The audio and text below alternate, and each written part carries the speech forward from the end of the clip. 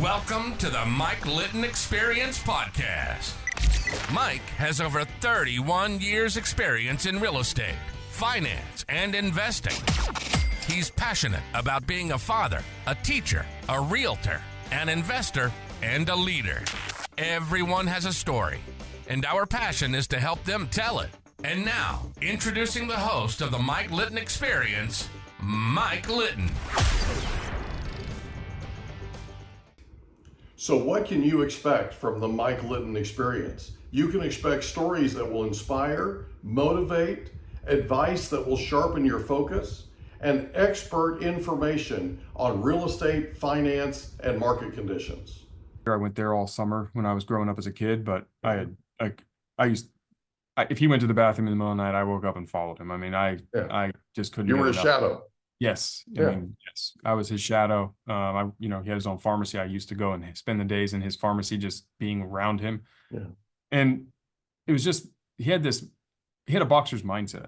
Mm-hmm. And I was just so attracted to it, I guess. It was just like so infectious for me.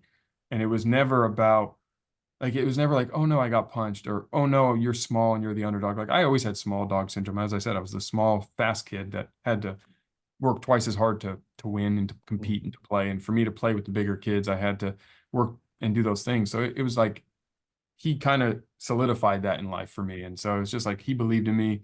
He was kind of always my champion. I never had a brother. I had sisters, and my mom and dad were, they just weren't, they were my parents, but they weren't they weren't thinking about pushing me in the areas that I wanted to be pushed in, where he was kind of pushing me in those areas, like sports and those areas. And so I just really looked up to him and the things he had to overcome. And I just never saw that man ever complain, ever say, poor me, pity party. Like, it just never came out of his mouth. Or at least I never saw. Yeah. And it was just like, that was my, he was my idol, if you will. Yeah. And then David Meltzer, as I mentioned, he was about 13 years older than me. And so we're very similar, and he'll tell you the same thing, like personality wise. And he also has small dog syndrome, and just kind of leaned on those two, I think, as my, outside of like friends and close, like people that I looked up to and adored. And then famous people. I mean, you can see these two jerseys, they're here for a reason. Because Kobe Bryant, because he maximized his potential. And I think it's amazing what you can accomplish when you just maximize your own potential. Most people don't. And so it becomes very easy to win. I win a lot, not because I'm better than most people. It's just because I work harder, and I'm going to do the things you won't do. And it's just it. That saying, hard work beats talent when talent doesn't work hard. Mm-hmm. It's true. And I make a living doing it. Not to say I don't have talent. I'm just saying there are people way smarter, way more capable, way more aptitude, could do all the things I'm doing better than I can. They just won't do they won't do all the steps. They won't work 100%. I will. And so I get to win doing that. And he was kind of like one of the best examples of maximizing it. And then the Jordan jersey, because this is 40-year-old Jordan on the Wizards, and I'm 40. And so it's a memory for me of just, I watched Jordan dominate competitive nature, and again, settle for nothing less than winning in your best. And even at 40, he came back. And so, because I'm 40, it's just a memory to me. Like, age doesn't stop you from accomplishing or doing anything. Like, you can reinvent your life anytime you want. You can come back and dominate as long as you come out and do it with the right approach. And so my grandfather and Dave were like the people I knew looking up to. And then sports world, these two, and Bo Jackson. I find Kobe Bryant and Michael Jordan fascinating because of their work ethic. That's right. Right? Like, the stories that people tell about Kobe Bryant showing up at the gym at 3:00 in the morning, and he's gonna sink 1,000 3-pointers before anybody hits the gym. Right? I mean, those are just numbers that just completely boggle somebody's mind. Right? Like another example would be a Tiger Woods that literally hit balls until he had blisters all over his fingers. And he had tape all over his fingers when he played, and it was because he had blisters. Yeah. Because he hit thousands and thousands of golf balls, and whatever anybody else did, he always took it to another level. Those are the kinds of people that they just blow my mind in terms of that level of intensity, that drive, that just, I'm absolutely going to outwork you. You're never going to outwork me. And that's always been my success in business, in anything that I've ever done. I've always been the guy that was willing to outwork everybody. So It's because it works, right? Success leaves clues. And I think a lot of people who are yeah, trying to be successful and ask me or ask mentors, or, I get hit up a lot on social media these days with like, hey, can I pick your brain? Can we get on a call? Like, I'm struggling here. And they just, they want the get rich quick scheme or trick or magic pill, yeah, but it's not complicated, because whatever industry, you can immediately be in the top 5 to 10% if you just outwork everybody. yeah, To be the absolute best, okay, you're competing with people who are also working their asses off. And so, skill, aptitude, technical expertise, like those things, the learned stuff are going to play eventually, but you can immediately be in the top 5 to 10% if you just outwork everybody. And if you're not willing to do it, it's because whatever it is that you're required to put that work into, you don't like it, love it, or want it enough. And so if exactly. those are the truths, while I'm a positive guy and I try to help everybody, it's sometimes telling you the hard truth is important. And you got to take a mirror moment and say, okay, is this really what I want to be doing? Is this where I really want to invest all my energy and effort? Because if it's not, you're going to lose to guys like me and girls out there same that are just going to outwork you in the industry. And you may be like, man, I'm smarter than him, or I am so much better at it than him. Why is he beating me? It's because I'm outworking you, and that's it. And so if you're not going to put in the time, I'm sorry. And I'll share, because I think it's important to share stories. One of my favorite Kobe Bryant stories is actually Jason Williams from Duke told this story. And he said, he was a rookie and he was playing the Lakers, and he was like, okay, I'm playing against Kobe. I want to impress. I'm going to get to the arena early. I'm going to put in extra work tonight. So he gets to the arena. He's like, the game is at 7. So he got there at about 2:00. And when I walked into the gym, Kobe was already drenched in sweat. Like, looks like he'd been there for hours. I sat down, I was putting my shoes on, I watched him for a minute. And he was just working on very simple footwork and very simple things, but with an intensity level. So I saw him and I was like, okay. And then I went and did my thing for about an hour and a half, and I paid no attention to him because I was focused. And I sit down, I'm taking my shoes off, and I look, and he's still going with the same intensity. And I watch him for about 10 minutes, and I go inside the gym. And then we come out, we play, and Kobe drops 40 on me and us. And after the game, I walk up to him like, Kobe, like, I just have to know, man. Like, I really thought I was going to come in here and put in a little extra work and show you. And he's like, yeah, I saw you walk in, and I wanted you to know that no matter how hard you work, I'm going to outwork and work harder. And no matter what you do, you will never outwork me. And I just wanted you to know that. And he did that to a rookie when he was already a champion and an all-star, and he didn't care, because it was a mixture of that killer mindset of, I'm going to win and you will not outwork me. Mm-hmm. That is a mindset that I fall in love with, because you can control it. You can't control what we can't control. You can't control macro events. You can't control whether or not someone signs on the dotted line. You can't control whether or not the product passes FDA approval or people like it. Those are out of your control. But what you can control, if you do those to the best of your ability, you will win and you will find success in whatever it is you're doing. And so one of those things is work your ass off, because your attention and ability to do that does not require skill. Does not matter if you're a rookie day one or an extremely successful and experienced individual. Anyone can put in the same amount of time, because we all get 24 hours. And so if you can do it with focus, and that's just one of the secrets that I have found through my success formula for success and how I've been able to create it and what I'm trying to share with everyone else. And it starts with that work ethic. And these guys are that reminder to me. Yeah, I'm with you. Do you know who Harvey McKay is? No. So he wrote a book called Swim with the Sharks Without Being Eaten Alive. And this absolutely trumps that book 1,000%. I'm telling you, Harvey McKay is still today one of my favorite people in the world. I'm going to read the book. Fan of his. What's that? I'm going to read the book. How to Swim with Sharks Without How to Swim with the Sharks Without Being Eaten Alive. And how do you spell his last name? Say again? How do you spell the last name? Harvey McKay. It's Mackay. Okay. Super, super good book, but it's going to talk about Rolodex. Through the whole book, he talks about Rolodex, right? And at least you know what a Rolodex is. I'm interviewing people that don't know what a Rolodex is. I'm not joking, man. I mentioned Rolodex to my 25-year-old son the other day. He just looked at me like, no, Dad, it's called a Rolex. It's what is that, Dad? What is that? Yeah, I missed an O, right? So, or an O and a D. So, question for you. And I just want to, so you go to college, you graduate, you end up getting into law school, what was it that drove you to be in law? I mean, I know that you wanted to be a sports agent. Was that the driving force in terms of going to law school? Yeah, I read a book from Drew Rosenhaus, who's a very big name sports agent. He has a book called A Shark Never Sleeps. Okay. And he talks about how he broke into the sports agency world. Yeah. And he said he went to law school. And through law school, he learned contract work. And from there, he was able to get in. And so I said, okay.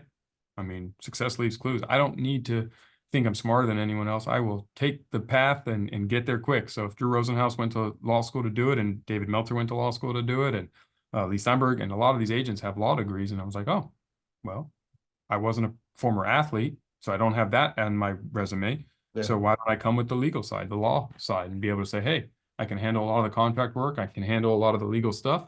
I know how to read these things and understand them because we're going to be doing a lot of it. And so that's what I did. And that's why I went to it. I mean, it was Cool. literally on a whim. I mean, I took the LSAT and then applied.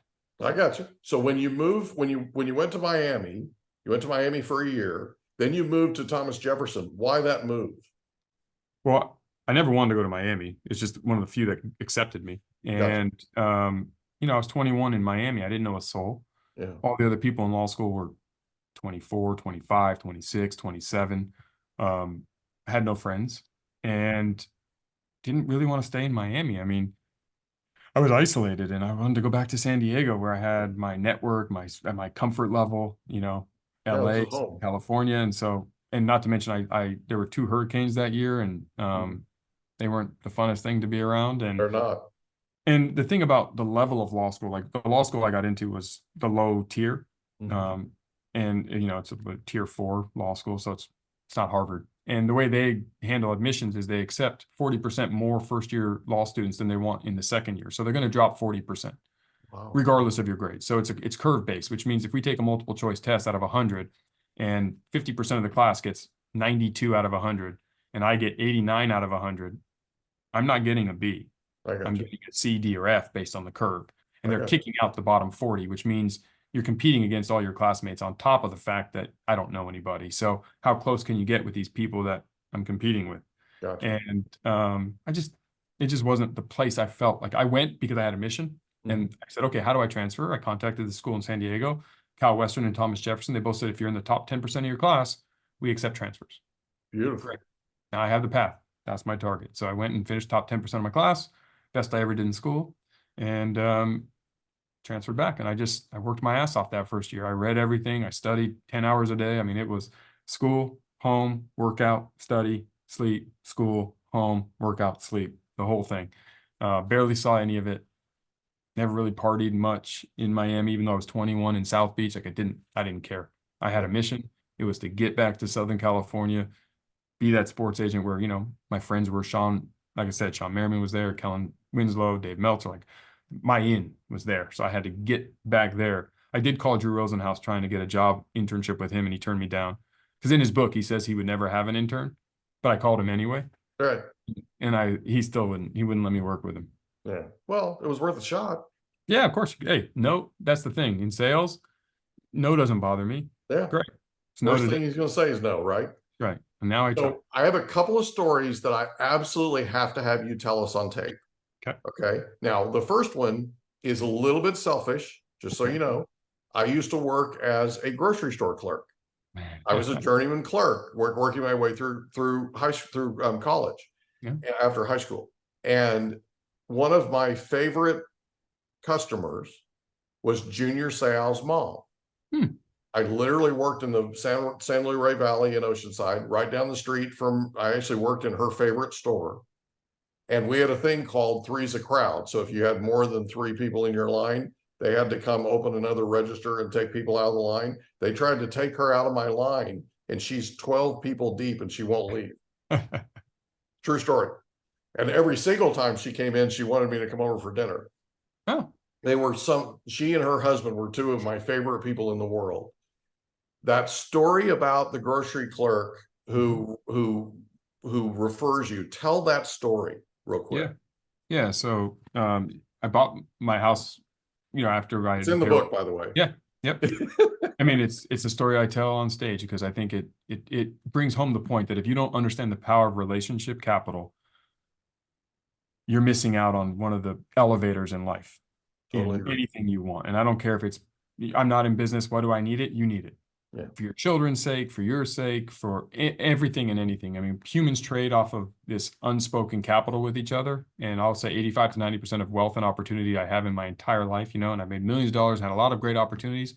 It's got nothing to do with me. It's got to do with friends of mine who have opened doors and created opportunity for me. Yeah. And so how you do that is by making friends with everybody. And the mistake I see 9 out of 10 people make is they ignore the people that they don't perceive to themselves to have any intrinsic value. Like, why would the checkout clerk at, and in my story, it's Albertsons, but pick your grocery store. Why would that person help me? I don't know. It doesn't matter. They're a human being. So why don't I just get to know them a little bit? Right. It was I moved at this time, payroll company, moved my daughter and wife at this point into another new house out of Mira Mesa. I'm now in San Elijo Hills, and I'm going to the Albertsons, and I'm going there once a week. I mean, it's the same people. You start to recognize faces, and you can put your head in your phone and ignore them, or you can make eye contact, say, hey, how was your day? And over time, you see them again and again and again. I come in with my daughter. She knew I had a daughter. She knew I eventually had a payroll business. I knew she had dogs. She goes to Dog Beach on the weekend. So it's like, hey, how are you? How was your weekend? Oh, it's good. Did you go to the Dog Beach? Yeah, me and my dogs were there. Did you take your daughter to the park or the zoo? Yeah, whatever. Small talk. Like, we never went out to dinner.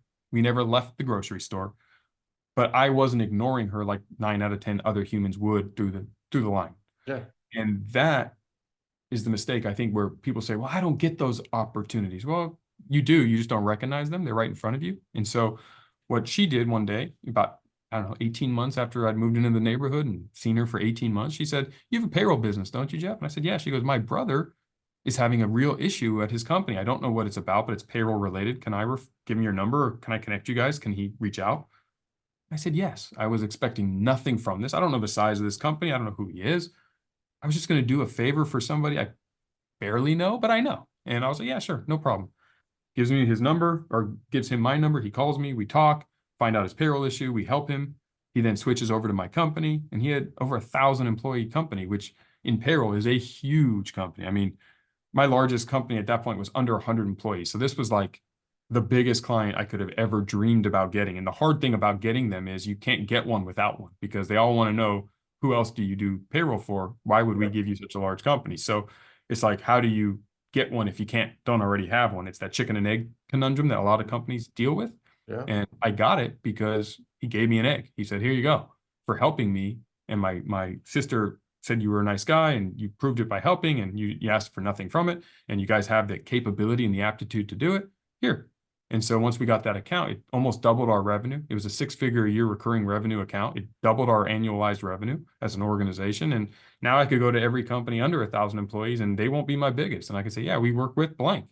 And everyone knew that name of that company. And I was able to stockpile more and more large size companies and take our company from a small mom and pop size payroll organization to a national payroll and HRIS platform that was able to be sold.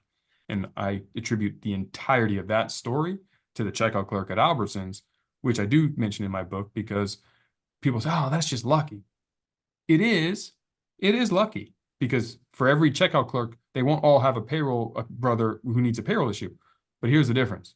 I create my luck because I make friends with everybody. So eventually I'm going to hit the checkout clerk, or the person at Starbucks, or the waiter or waitress at the restaurant, or the person at the car dealership, or the person sitting in line at the airport.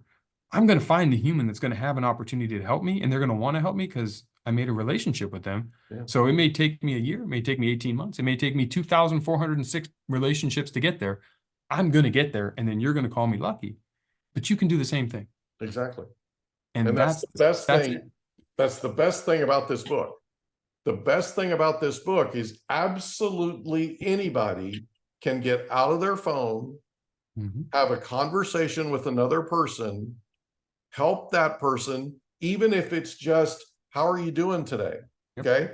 When I worked for Lucky Stores, who became Albertsons, by the way, when I remember Lucky Stores, I had the longest line perpetually all the time, because the people that would come in, I would ask them, how are you doing today? How's your daughter? How's Junior doing? Right? All those types of things. I mean, it was unreal. Mrs. Sayal was in it was in a checkout line, in my checkout line one time, and there was a guy that was threatening us. He was 2 people ahead of her. And he was literally standing back there threatening us as the line was coming. And so I called a couple of buddies of mine that I lifted weights with that were working at the time, and I had them come up just to kind of back up, right? And this guy gets up, and he gets up to me and takes one look past me down the way, and his demeanor changed instantly. And it's like, what in the world just happened? I turned around, and the largest human being I've ever seen on the planet is standing behind me. It's her nephew. Okay. And I looked at him and I said, what just happened? And he said, she did this. He had driven her to the grocery store, was going to carry her groceries for her. He was standing outside because he doesn't like being in grocery store. He was standing outside watching her through the window. She did this, and he shows up, and all of a sudden the threat's over. That's over. Okay. But if I hadn't ever engaged her, if I hadn't ever had a relationship, you with me? I mean, anyway, this is one of the most brilliant things I've ever read in my life. I'm not joking. And I'm so proud of you. So, okay, there's another story I need you to tell. Okay. And I love this story, partly because I'm a Padres fan. I love Petco Park and all that kind of stuff, right? But I love this Petco Park thing. I also love and I don't know if you can tell, but I'm shaking. I love the fact that you started a construction company called We Build Stuff. I just think that's the coolest thing ever. Okay, so you worked on Petco Park, you worked on the Padres for quite a while, right? And it was something you call pleasantly persistent. Presently persistent. There we go. I have it here, I promise. Or pain in the ass. It's called pleasantly persistent, right? And there's an actual system. When you download there's a bonus in here, right? There's a QR code in here. I didn't have it queued up, but there's a QR code in here. And if you download the playbook, right? It's awesome. Anyway, so let's talk about you worked on the Padres, pleasantly persistent, and the system is here. Like you put it out, you know, do this first, do this second. Totally cool. Tell that story real quick. Yeah, so this is with Everbowl. Right. You know, the Padres are known to have local food offerings from local restaurants inside the stadium. And I'm like, well, I have at this time 12, 14 Everbowls. I'm like, we should be in the stadium. And I'm a diehard lifelong Padre. I mean, I even sold peanuts and Cracker Jacks in high school at the stadium. Well, not that stadium. It was a Jack Murphy Qualcomm back then. But side note, and they opened Petco on my 21st birthday, and I was there. Wow. That's awesome. Yeah, it was cool. So I was like, hey, Everbowl should be there. So I'd call no. And this is where people get discouraged. Go, oh, I can't get in. And the thing is, no doesn't mean no forever. No means no today. Right. And so I would set up a reminder in my phone every Friday. And I like to do it on Fridays because people tend to be in a better mood on Friday. And I also learned this from my payroll days, because how I used to get payroll clients to get through gatekeepers is I used to bring them payday bars, the little candy bar on Fridays on payday. And I'd be like, hey, I know we're not your payroll company, but it's your payday and I'm here to give you a payday anyway. One day I want to deliver you checks with these candy bars. And I would do that, make some cute, charismatic thing and try to win business. So Fridays were my pleasantly persistent Fridays, or pain in the ass Fridays. And I would call Susan at Delaware North, which ran the Padres every Friday. And every Friday I would say, hey, Susan, it's Jeff from Everbowl. I wanted to see if today's the day you're going to help me get a meeting so I can bring Everbowl into Petco Park. And she would say, Jeff, you don't have to call me every Friday. And I would say, yes, I do, because I don't know when the opportunity is going to be there. Right. But when it is. What if you miss a Friday? And what if that's the day and I'm not there? She's like, I'll call you. And I'm like, I don't take that chance. I don't let my success fall into the hands of other humans. I'm going to call you every Friday because this is so important to me that I want you to know that every week I'm thinking about this, and that's how serious we are. And that's how good and serious we're going to take it once we get the opportunity. So it was 2020. It was about March 31st or April 1st. It was right around then. And we finally got the meeting with the Padres. They met me at my Little Italy location, which is right by the stadium. They tried the food. They're like, this is wonderful, Jeff. You're in. And I said, fantastic. Excuse me. This was February 29th or March 1st, not April. Season started in April. Go back a month. I missed my days. So not April Fool's Day. Not April Fool's Day. And they said, was it? Yes, it was. It was end of February, beginning of March. And they said, okay, we're happy to have you have a spot in the stadium. The season's about to start. Why don't we do this next year? I'm like, no way. I'm not waiting a year. Mm-hmm. And they're like, well, Jeff, we can't build you a kiosk, build your thing in time. It takes 2-3 months. I'm like, I have a construction company. We'll build it. We'll be ready by your first homestand. And they go, you'll be ready by April 14th. I'm like, we'll be ready by April 1st, but we'll definitely be ready by April 14th. And they said, okay. They didn't believe me. So we did. We built it. And even though COVID happened and shut down the restaurants, the We Build side, we still built it and got it into the stadium. And we sold food in the stadium the year of COVID, even though it was half full and all those things. Hold on. I blew this story, man. I'm so sorry. It was actually 2019. This was 2019. Yeah. The year before COVID. Yeah. I was thinking, I was like, wait, no, we didn't. Yeah, I was going to say, Yeah. I was actually going to ask you because. No, it was 19. As I'm telling the story, COVID it was 19. Yeah, it was the year before the COVID shutdown.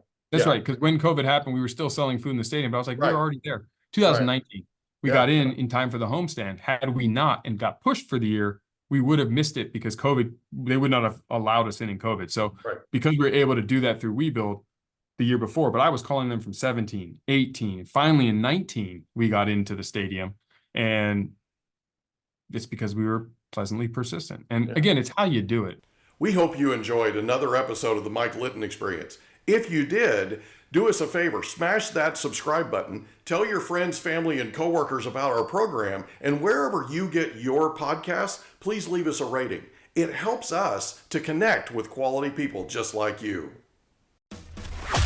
And that's a wrap. Another episode of the Mike Litton Experience in the books. Reach out to Mike on Instagram at Litton Realty. Want to meet with Mike? Check out calendly.com/Rio760.